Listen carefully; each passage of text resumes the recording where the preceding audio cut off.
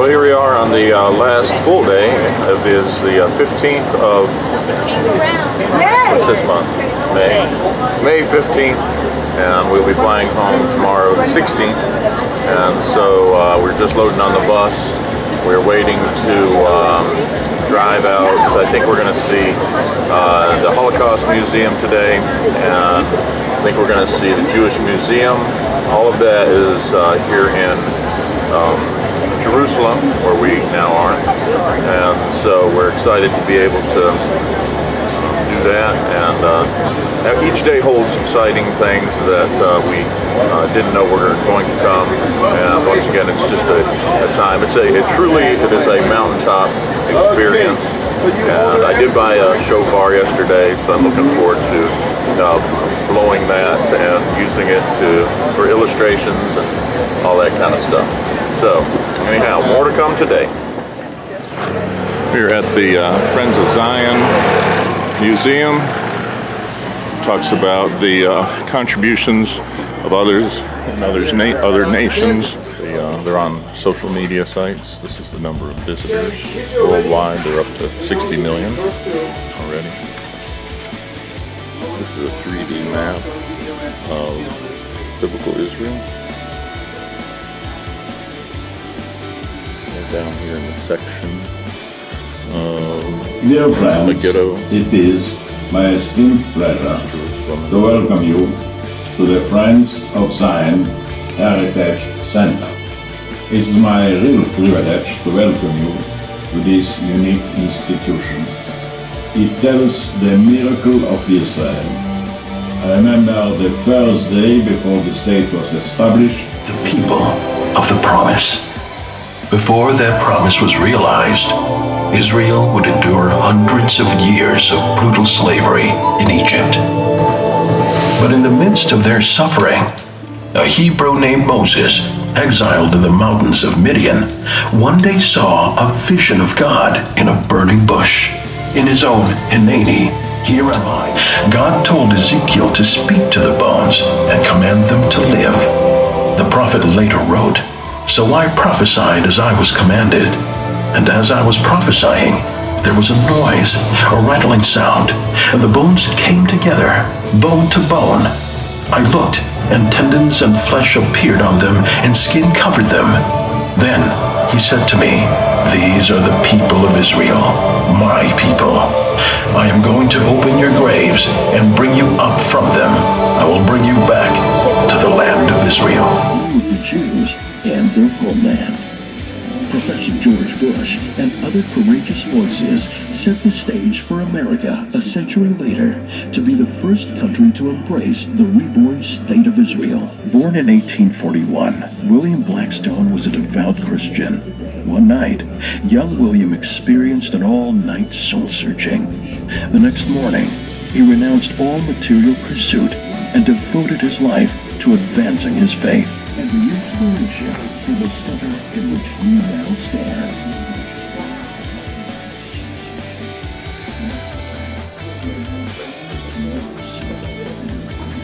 The 10-year community is an established part of the Christian political life in Harlem. The last weekly 10-year Jerusalem prayer meeting took place on February 28, 1980.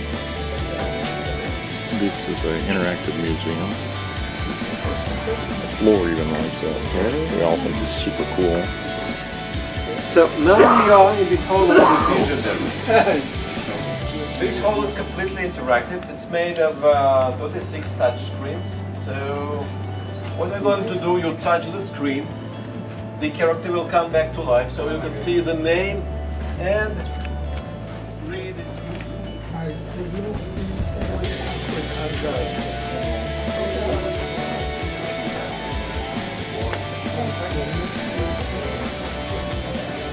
It's right here.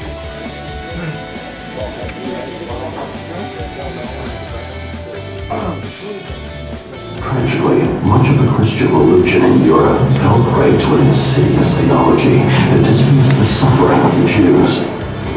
And yet, there were Christians who knew differently. Some of these Christians risked their own lives to become beacons of hope, lights in the darkness. Not all of them were Zionists, but without their courage, there would have been no one left to build a nation when the time did come. Oskar Schindler just wanted to make money with cheap Jewish labor, but he started to see his factory as a sanctuary for his Jews.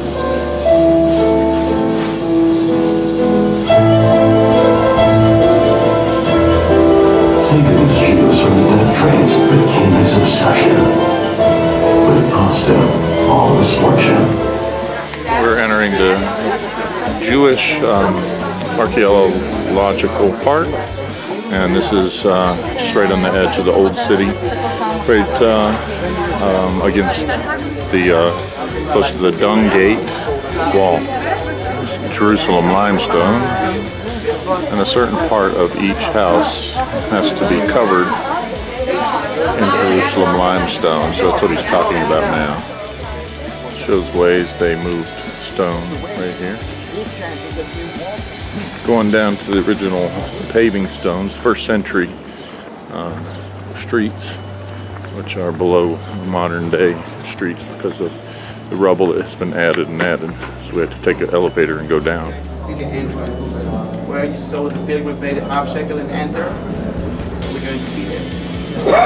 We came from the land gate when we did the way of the cross all the way up to the Muslim border, to the Christian border that became to somewhere, all the way up to the Church of God, except for somewhere here. And the Jewish border area is here. Okay? Biblical Jerusalem, the city of David, the little hill that David conquered in 1000 The pilgrim would enter through the three arches up here, if I can get it. Three arches. There they are.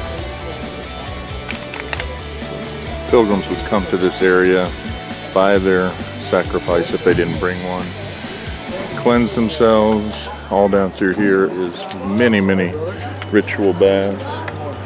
They would climb and give their sacrifice to the priest, and he would make sacrifice for them. Here we up, getting up toward the arches where people would enter the temple. It was quite a climb, if you can imagine. Below us are the mitzvahs, the ritual baths. If you look out here at all these, all the way down through there, 3,000 saved on Pentecost. People could be immersed, baptized on that first Pentecost.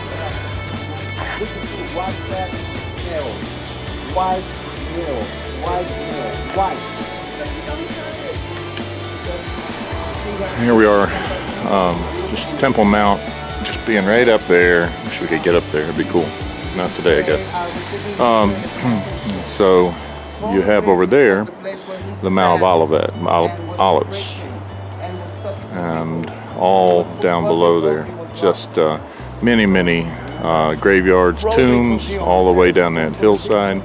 People want to be buried there, and they pay to be buried there in tombs so that they can be the first to rise again when Jesus returns. Or so interesting.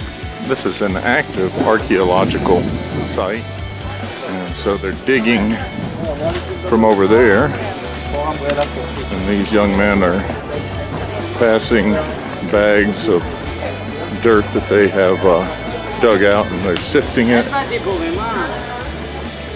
These stones are the stones that the temple was made of. The Romans threw these stones off the wall into a pile right here and left them as a statement to the Jews and all others that if you mess with the Romans, they reduce you to rubble. So here they are to this day.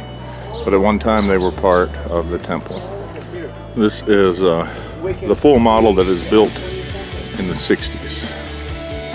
And they might do it a little different today because of some of the things that they have found. But this gives us an idea. It was based on the New Testament and the writings of Josephus and some of the Old Testament as well. And so there you have the old city down there with the Temple Mount on top. We'll come back to that.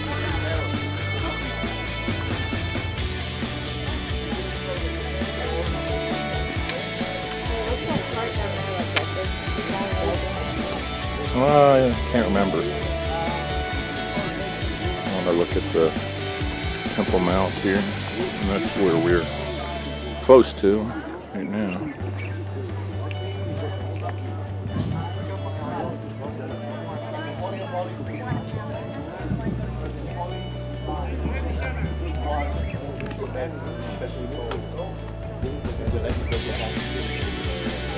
Okay, now remember when the Jewish pilgrims paid the half shekel and climb up, this is exactly what the edge is. And this is the pulpit, the commercial area of the temple, the place of the mountains. Jerusalem at that time, And here's where we were earlier in the video, at the arches Robertson Arches around the corner there. right there.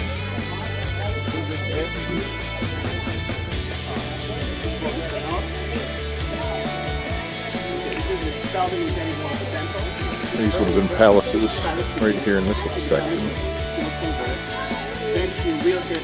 And then you have just kind of common homes and normal homes where people lived all along the hillside. Similar to now, except much newer houses, obviously. Modern convenience. We're standing on the Mount of Olives Yay! right here. This is the Mount of Olives. I'm gonna get one down there.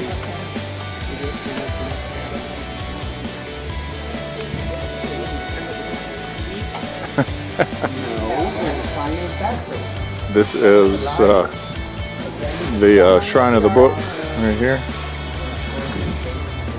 The top of it. And we'll go down.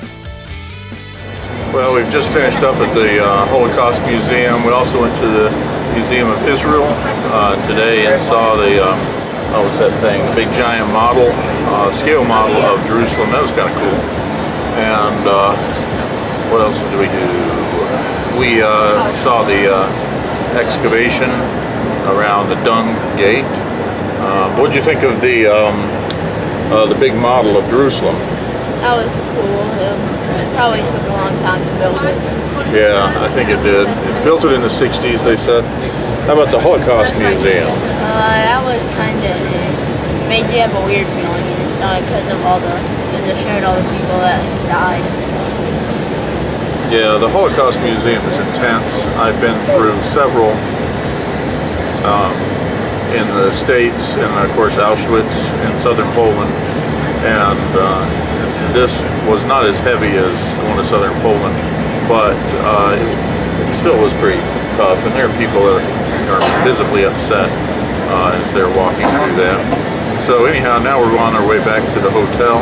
We'll leave tomorrow from the hotel at around 4 a.m. to drive to Tel Aviv, get checked in, and be ready for our flight to Frankfurt. So right now we're headed back, and this is traffic at, what is it? Is it 2 o'clock?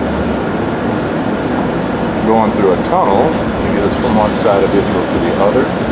Kind of cool.